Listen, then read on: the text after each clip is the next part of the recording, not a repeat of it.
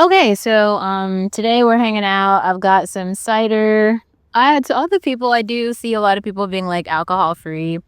That's good for you. I'm happy for you, but I'm kind of here for like I was the type of workaholic who never took breaks. So this has actually been my first real summer. I've never had a summer where I was just like hanging out on the beach and I didn't have like real responsibility, like I don't work every day. I don't work most days. So I have a lot of time to unpack and I have 2 therapy sessions a week. So my journal's full. I've got like a list of topics and I do like coming here and talking to you guys about the concepts. So I'm just looking at my list and we're just going to go down the list. So I said I will talk about Y Combinator and Sam, but I can only speak about what they told me because I wasn't there. So I spoke a little bit more in my last video about like what Y Combinator is and yeah, so I don't feel like it's useful to repeat that, but yeah, so Tope and Afriex went through Y Combinator, and getting in was really hard, and it's very competitive. Like startups from all over the world compete to do it. And at the time, one of my best friends, Jamila, was like looking to get into tech, and she'd done a lot of this. She'd just finished like training or whatever, and I think she was doing like marketing, like SEO type of stuff. And so I just introduced her to Tope. I was like, yeah, his company is growing. Maybe join his team. All I did was make an introduction, and then they went through an interview process and everything, and so it worked out. And so she joined his team as they were working through Y Combinator. So it was really cool just to see that happen. I don't know, like I wasn't there during the ins and outs. I know they were doing like a lot of hours. It was like very hard work on all parties. I know it ended up working out that like Jamila ended up leaving the team. I don't even talk to Jamila very much anymore, so I'm not really sure like what happened with all of that. But I could definitely say it was like it was like really interesting to have some conversations with Jamila. Like maybe I'd call her on a Tuesday and we'd be like, "How did the day go?" I think at that time I was helping a different friend of mine, the girl who I used to be friends with. She went to Princeton and she had her own startup, and I was like helping her work on that. So we would just kind of unpack work at the end of the day, and it was just like I guess it was her first time being exposed to like anything in tech because like that was her first tech job was fucking Y Combinator, so that's kind of cool. Um, but even outside of that, it was just like, wow, like I never knew anyone who had actually got in. And I'd known Tope for a couple of like a year or like a year and a half at that point. So I was just really happy for both of them. It was just like, wow, to see like black people like winning. I was just like, this is really cool. But I think there was probably something else on that part because like I definitely seen Tope going from the beginning of trying to make Afriex into a thing and then really just understanding kind of like the economic landscape of Africa as a continent. It's 54 countries, but I think Afriex started in Nigeria specifically. And a lot of people, because there's a lot of Nigerian people obviously in America, and they're constantly sending money back home. And I think right now the way that most people are sending money back home is through it's a wire transfer, but it's mutual, I can't remember. There's like some American companies who do it. You can go to like Walmart and do it. But then even once you get the money over there, you'd have to like convert the money into from American currency to like is it called Naira? That's the name of the Nigerian money. And then obviously in every country it's different. So in Ethiopia the money is called the birr. So it's like getting the money over there and then converting the money and then even having a banking access, because most people are using like this is an iPhone, but most people don't even have iPhones. They have like Google phones. Like there's a variety of Google phones, but probably some Motorola phones. So it isn't a smartphone. And so you'd have to be able to receive money via a message on a Motorola non-smartphone. That's the majority of recipients. So I do know when I met Tope, I was working on blockchain type stuff. I never talk about blockchain stuff because I am not an expert on blockchain. I just happen to do a design fellowship. So if any of you guys are designers or UX designers, you've probably heard of IDEO. So that is something that I did for a while. Not a while, it was like a month. I just did an IDEO collab fellowship where there was a bunch of people from different backgrounds, some industry experts, and you just got paired with the team and your team worked on a project. And the project that I happened to work on was blockchain, and it was blockchain related. I think it was called chain reaction. I've written a little bit about chain reaction. If anyone is interested in hearing more about that, I can definitely make a video talking about chain reaction. And blockchain. But blockchain is kind of interesting because it basically, like, you know how people always talk about with hyperinflation, they're concerned about America consistently just printing money because, like, the whole point would be to like recycle money because we're not creating as much value as we are money. So the if the government is just printing money but no more value is being created in the economy, that leads to like hyperinflation. There are other things too, but it's like the value of money. So the reason why so many people believe in blockchain is because, like, it's like currency being in created and tracked in a new like distributed platform, and there is some value to that. I guess I don't know, like, I don't care enough. Like, I am not like, I think Tope cares about blockchain and, financial things. Also, I will say the first three jobs I had were all in financial tech. So I could talk to you about money and financial management and transactions all day long. I'm still not the greatest though with, like, managing money and things like that. I am more of a life hacker. So I typically figure out what it is I want in my life, how much that thing costs, and then what I need to do to earn the amount of money that is going to require for me to specifically get to my goal.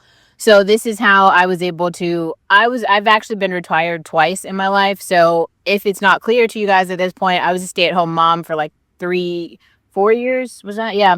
And then basically I got into tech, kind of became a software engineer, and then about 2 years after working as an engineer, I retired again. So I guess maybe the first time I never really retired, I just never got like a traditional job because the only job, the real job after high school I got was doing AmeriCorps, and then I had a baby pretty early after that, and so I just went to go.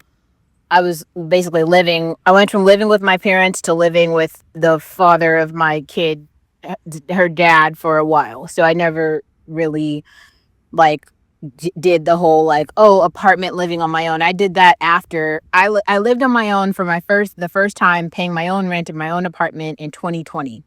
That was the first lease that I signed as an adult person. But that's very strange because at that point,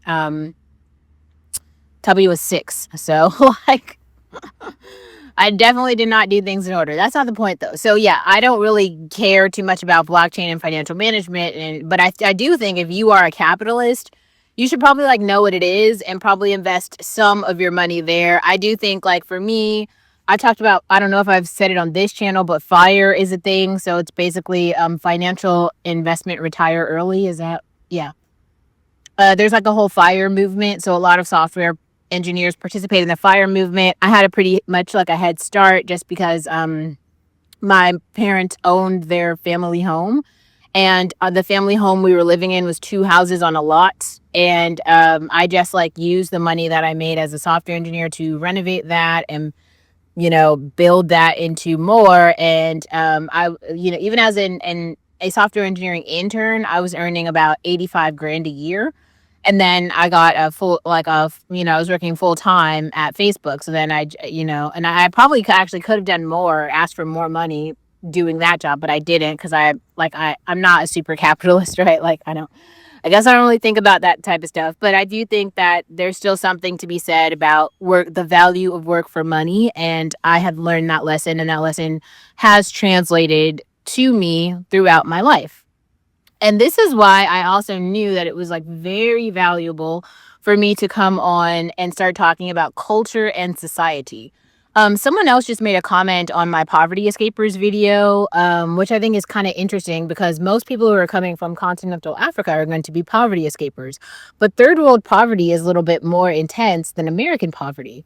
American poverty can be very seasonal, right? Like, you could be impoverished 1 month, and the next month, with like a few minor changes and a very small amount of investment, you could pull yourself out of poverty. And that's without any skills. If you actually use like some free time that you have to skill up, and I do think that if you are a Black girl and you're watching other Black female YouTubers, that is a skill. You are gaining a skill of storytelling, critical thinking, and exploring culture and society. And I want to be clear about that, because I do think that there's some people who are missing it. Like, you're just thinking that people are just telling these stories and they don't mean anything. Like someone else who's new to the channel, welcome. They said, I wonder why you don't have more followers. I want to speak to that also for a minute. And well, this is actually, I just want to keep it like related to the Tope story. I think that the Tope story is maybe one of my favorites because, like, talk about started from the bottom, right? Like, Tope didn't have a network here. He built a network here. And so he bootstrapped all that shit Tope did on his own, right? He got it because he was really talented. Like, his talent brought him to where he is. It wasn't about, like, secret handshakes and insider networks. It's like he built a real company that solved a real problem and he executed on it, and it's a really good, and that made him money. You can do that too. I can do that too. I don't really have an interest in doing that. I have an interest in the Emma Chamberlain story. The way of telling your authentic story and making that the product. I am the product. I am very controversial. Like, I am very problematic. That is the way that some people like to refer to me. Like, I come with unpopular opinions. My talks are about race, culture, and class. Those are not popular subjects. Like, especially when you're in a field that's politically correct, as such is in tech, right? People are looking for you to say the correct thing to make them feel comfortable, to make it palatable for them. They don't want to hear about, diversity and inclusion or what it means or how to get qualified people into the room. Those aren't popular stories to tell. And especially when you're talking about actually having, like, recruiters who would be able to recruit. Be serious. Who would they recruit? These recruiters, the Karens in the HR department, they want to recruit their friends. The other people who went to the small liberal arts colleges that they went to, who didn't work very hard, but who came from a middle class background, so that their friends who got the Mrs. degree can now work in the sales department. And then they can all be friends and they can all go to each other's baby showers and they can all know each other. This has nothing to do with, like, who is the best, who is the most skilled, who deserves the position. And because of that, people like me and people like you will build products that are real for the real society that exists around them and does not include them. Like, our builds will be slow, right? But our build will be exclusive of them, right? Our build is in direct contradiction and contrast to them. That's it. Like, I don't know another thing to say. Like, we are building the future. They are trying to maintain the past. They will fail. And the interesting thing, the thing I love about Tope is he's building for the future in the now. Like, his users, his end users are in Africa. He used Silicon Valley financing to build a company for the third world. I hope that Afriex comes to Ethiopia so that I can use it when I'm there. That's what I hope. I want that. Like, I want to be able to consume the product that this person who I knew built and have it, like, be impactful in my life. Like, that is what matters. I don't know. I don't actually have much more to say about that. I think that, the reason that I even know who Sam is, right, is because I used to watch they made these public videos that were like, it was Sam giving all these talks about, how to build a startup. That's how I know who Peter Thiel is, because Peter Thiel is Sam's mentor, if you didn't know that. And so Sam had this, like, blog. He would always give these talks, to other founders. And so this is what was happening in the Valley. And I will talk about Nora, but I went through Code 2040, and Nora was one of the people I was closest with in Code 2040, and Nora was a Stanford student. We'll talk about Nora, but yeah, so that kind of is what's up with Tope. If you don't know what Y Combinator is, Or if you have a startup idea, you can watch Sam's videos, and maybe Tope has given some talks at this point, and listen to what they're saying about building their startup, building for Africa, building for the future. And fuck it, like, let's go. The reason I kept like so many videos on this channel is because I want you to see what I went through on that day.